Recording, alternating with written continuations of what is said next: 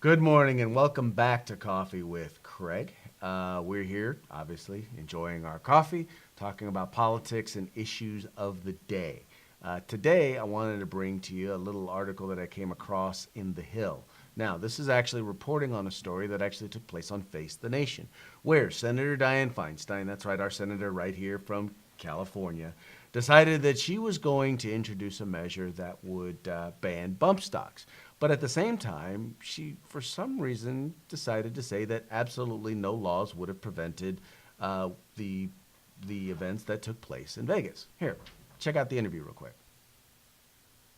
But is there any law that could have stopped him? That you just described that he was not in any of the categories that people normally look out for. So could there have been any law passed that would have stopped him?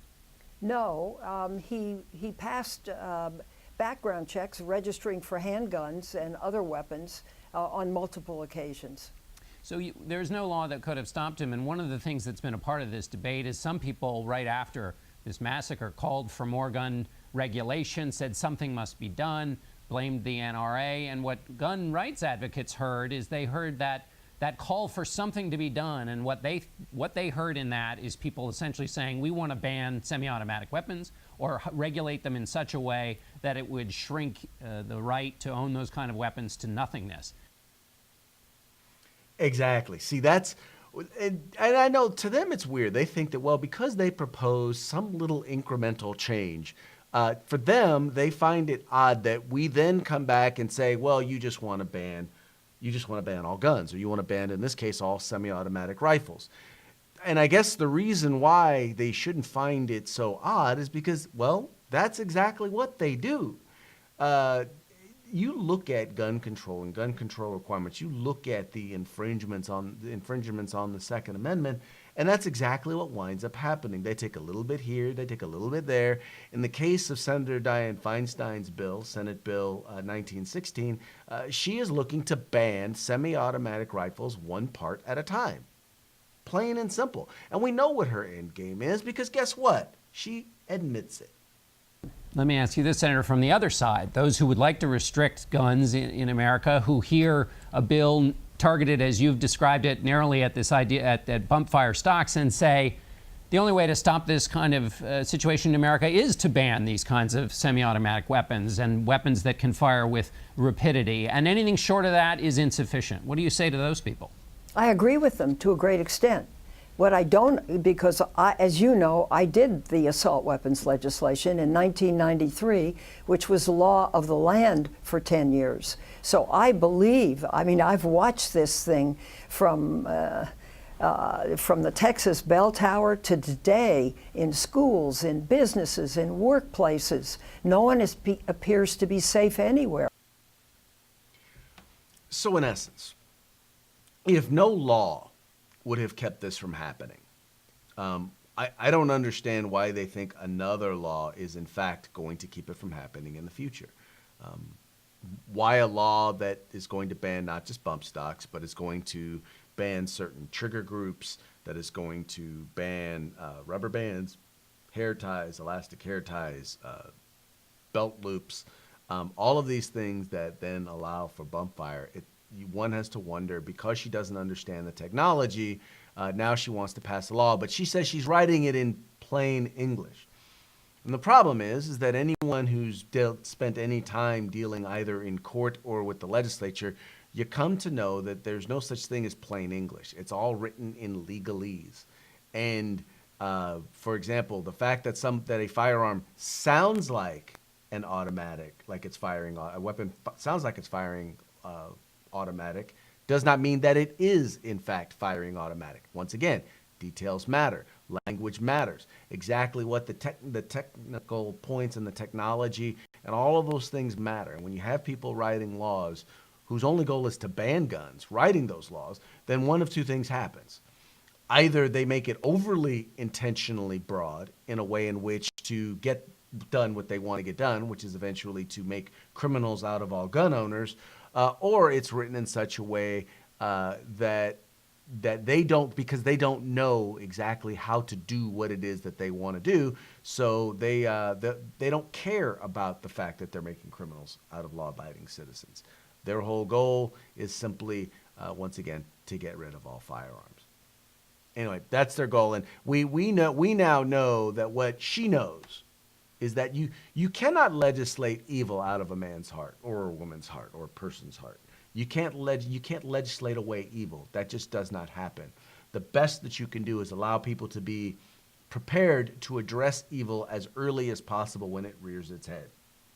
And that means allowing individuals to be able to defend themselves, which is exactly what the Second Amendment is about. And punishing them once again when they do in fact break the law or try to impose their evil on other individuals. That's how it's supposed to work. Unfortunately, they don't all agree with that. Anyway, let's see what you folks have to say. Let's see here. We have Jeremy. Jeremy says, liberals won't be happy until they start a civil war in the name of preventing violence. That's the kind of crazy we are facing. Well, exactly. If you look at it, just how many instances of violence have been perpetrated by the left, once again, in the name of peace. It's like we hate hate. We hate people who we believe hate. That doesn't make any sense. You can't say no to hate and then hate people because you disagree with them. That's kind of an oxymoron. Just thinking. Devin Cassidy says, Senate and House bill is way too vague. Yes, exactly. Once again, because it's written by people who really don't understand the technology and are not on the forefront of it. Why are they not on the forefront of it? Because they really don't like guns. Justin says, incrementalism at its finest. And the Democrats are great at it, which makes it difficult to defeat. Well, and the other thing is we need to learn to be better at it, right? We need to learn to understand that we didn't get here overnight, and we're not going to turn it around overnight. So it's important for us to also learn incrementalism in advancing our particular agenda. But here's the thing. Here's what incrementalism takes. It takes commitment. It takes time. It takes focus. It takes planning. And it takes resources. All of those things are needed in order to implement incrementalism. And if we can do that, if we can start to say, look, we're going to push these laws back and turn them around. See, our problem is we want to go for the long bomb every single time. We want everything and we want it all now. And, there are some instances where that is wholly appropriate and it makes sense and it's possible to do. But in most cases, it's more about, working the ball downfield, 5 yards here, 10 yards there. Keep getting first downs until eventually you're at the goal line. That's how effective politics works. Except in cases like this, where what they're trying to do is they realize, hey, there's a real opportunity. So let's try and push the ball even faster and farther than we normally would have thought about doing it. That's their plan. That's their goal. That's where they are at. Let's see, Greg. Greg says this isn't Minority Report. You can't preempt evil intentions. If we broke the law, I highly doubt we'd be filing out 4473s. There is no one to prosecute, so the witch hunt comes back to us as usual. See, but Greg, here's the thing, and this is the interesting thing about when you go back to intent. They assume intent. They assume that, well, if a Republican proposes a bill, doesn't matter if the language of the bill is good or bad. Doesn't matter if it's demonstrated that it will be effective. It's evil. It's evil. Why? Because Republicans are evil. That's their belief. And if a Democrat proposes it, well, it must be good. Why is it good? Well, not because the language in the bill is based on anything in particular. It's not because it's demonstrated on there's fact behind it or studies behind it or research or anything. A Democrat proposed it. Therefore, it must be good. Right? It's got to be. If you want to own a gun and exercise your right to keep and bear arms legally, you are evil because, well, you want to own a gun. If you are a criminal who gets your firearm illegally, well, you are a victim. Why? Because, well, you're a criminal. You must have been victimized by the system. The man has kept you down. Those darn Republicans have clearly violated your rights, and clearly, even though the city, the county, and the state that you live in are all run by Democrats, clearly it had to be those mean, evil nasty, gun-toting Republicans who have oppressed you. That's just kind of how it's got to be.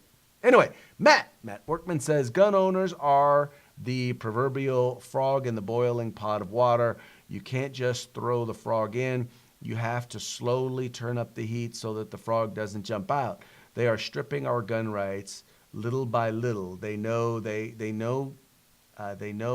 try it all at once, we will jump. Well, see, now here's the thing, Matt, and what I'm really excited to see is that we're not seeing this trend happen in every state. It's not happening everywhere. In places like California, New York, Hawaii, places like that, it's happening. In places like Colorado, Oregon, and Washington, they're trying.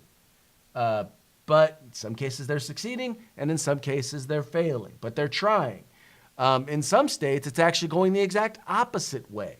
We're actually seeing more and more states that are instituting constitutional carry and things like that. So, we're having a positive effect. We are gaining some ground. We need to gain more, and we need to start gaining ground in states that are not traditionally that are headed in the wrong direction. We've got to start having some success there. Anyway, that's just my thought. Anyway, folks, that's going to be it for today's Coffee with Craig. Thank you so much for tuning in. I hope you take at least a quick second, share this video with your Facebook friends. Let them know what we're doing here at the Firearms Policy Coalition. We don't exist without you. So we need you to be a part of the team. We need you to share. We need you to like and to share. Like, share, like, share. Like it, then share it. Let's build this grassroots army, right? If we're all working together, we can help make sure that our right to keep and bear arms is protected in every state of the union, so that all of us have an opportunity to exercise our right to keep and bear arms. Folks, take care, have fun, stay free. If you like our videos, follow, subscribe, like, and share.